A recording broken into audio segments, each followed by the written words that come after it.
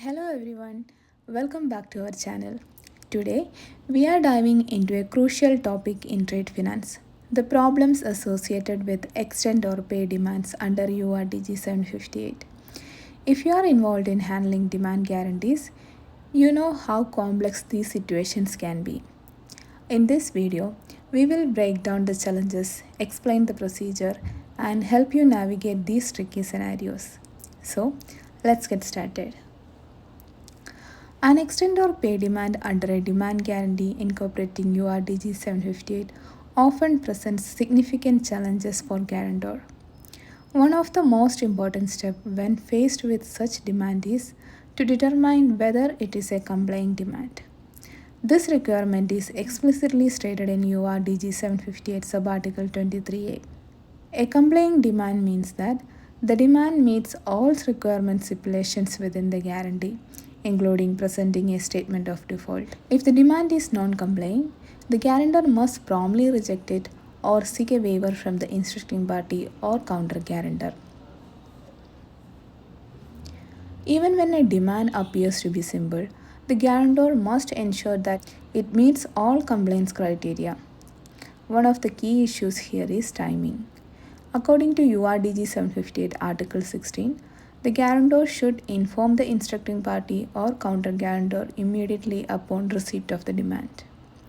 This notification is crucial as it ensures that relevant parties are aware of the demand and can take appropriate steps. However, there is an exception. When the demand is a simple extend or pay demand that the guarantor can examine and decide upon within one business day following the day of presentation. In such cases, the guarantor may delay notifying the instructing party until it has determined whether to suspend payment. This suspension period can extend up to 30 calendar days, giving time for the decision to be made on whether to grant an extension. The real problem arises when dealing with complex demand or when the guarantor is not confident in making a quick decision. In such instances, the safest approach is to notify the instructing party or counter guarantor immediately upon receipt of the demand. After the examination and once the guarantor decides to suspend the payment, a separate notification should be given under URDG 758 subarticle 23C. This dual notification process helps to mitigate the risk by breaching the obligation to inform without delay. Once a final decision is made, whether to extend or pay, the guarantor must inform the instructing party or the counter guarantor again as per URDG subarticle 23F. One of the most significant challenges with extend or pay demand is coordinating timely communication between all parties involved. The problem is particularly acute when there is uncertainty about the compliance of the demand or when the guarantor requires more than a day to assess the situation. Any delay in notification could lead to non-compliance with the Article 16, creating a potential breach of obligations. There is also potential issue when a demand is not governed by any rules, as is sometimes in case of certain guarantees. Without explicit provision for extend or pay demand, the guarantor might not be obligated to respond, creating a gray area that can complicate the process. Additionally, factors like the expiry of the guarantee before a decision is made can cause further complication, as the guarantor might be left with no clear guidance on how to proceed. Another situation arises when an extend or pay demand is presented under a standby letter of credit subject to ISP 98 rather than URDG 758. In such cases, the rules are slightly different.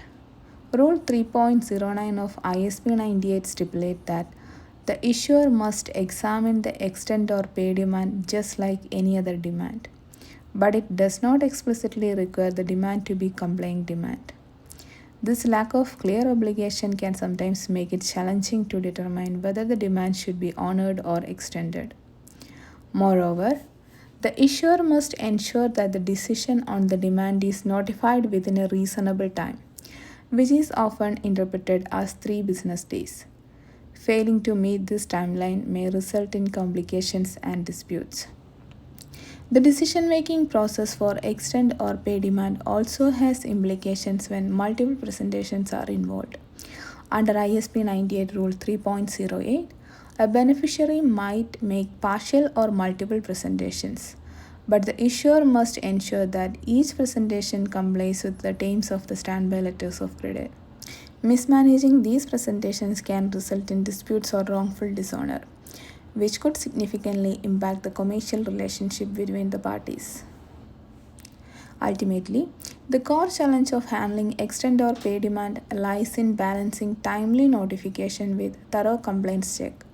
Delaying notifications can breach URDG 758 Article 16, while rushing through compliance assessments can lead to accepting non complying demands.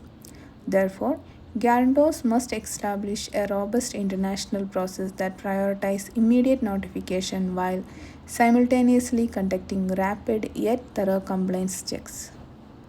To sum up, the key to successfully managing extend or pay demand lies in understanding the applicable rules, performing prompt compliance check, and communicating efficiently with all parties involved.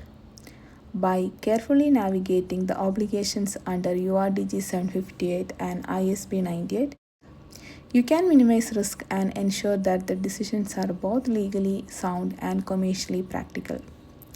Thank you for watching. If you found this video helpful, don't forget to like, subscribe, and share your insights into the trade finance and international guarantees. Drop your questions in the comments below, and I'll be happy to answer them. See you in the next video. Till then, take care.